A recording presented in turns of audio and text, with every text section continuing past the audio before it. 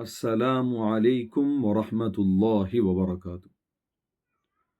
ప్రియమైన సహోదరులారా, సోదరీమణులారా, ఇవాళ నేను మీ ముందు చాలా చాలా ప్రాముఖ్యత విషయం గురించి, చాలా చాలా ఆహ్, పెద్ద విషయం గురించి మీ ముందు కొన్ని మాటలు మాట్లాడదామని వచ్చాను. అదేంది అంటే, ప్రియమైన సహోదరులారా, సోదరీమణులారా, ప్రతి ఒక్క వస్తువుకి ఒక గైడెన్స్ ఉండిద్ది. ఒక హ్మ్. ఉండిద్ది. ఉదాహరణకి మనం మనం ఫోను కొంటే, ఆ ఫోనుకి గూడా కొన్ని ఇన్‌స్ట్రక్షన్స్ ఉంటాయి. కొన్ని నియమాలుంటాయి. ఉదాహరణకి ఎలా వాడాలి? ఎలా దాన్ని మనం వాడాలి? దాన్ని ఎలా మనం హ్మ్. ఛార్జింగ్ పెట్టాలి? ఎలా చేయాలి? ఏం చేయాలి? అలాగనే మానవాళికి సృష్టికర్త ఇచ్చిన గైడెన్సే పుస్తకం ఖురాన్.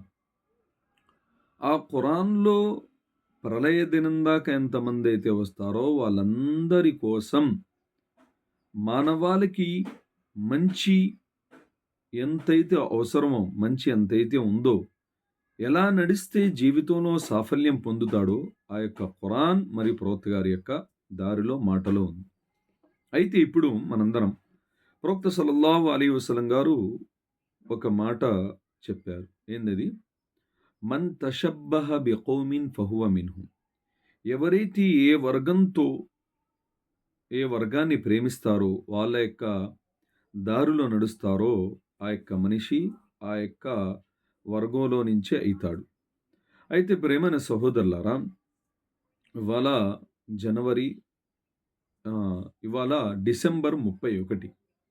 అయితే ఇవాళ రాత్రి చాలా మంది తెలిసి తెలియక ఎంతో జ్ఞానవంతులు గూడా, ఎంతో చదువుకున్నోళ్ళు గూడా ఎలాగా ప్రవర్తిస్తారు అంటే, అల్లాహు అక్బర్!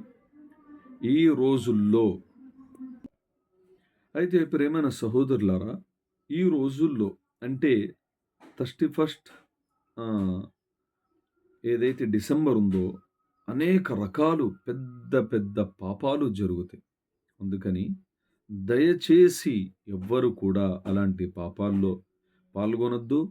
ఎవరైనా మన స్నేహితులు, మన తోటి వాళ్ళు, మన బంధువులు ఎవరైనా వేరే పెద్ద పెద్ద వస్తువుల్లోకెళ్తే వాళ్ళను గూడా నచ్చజెప్పండి. వాళ్ళకు గూడా చెప్పండి. ఇస్లాం ఏందో వివరించి చెప్పండి. అల్లాహ్ తాలా మనందరికి ఆచరించే భాగ్యాన్ని ప్రసాదించుగాక. ఆమీన్.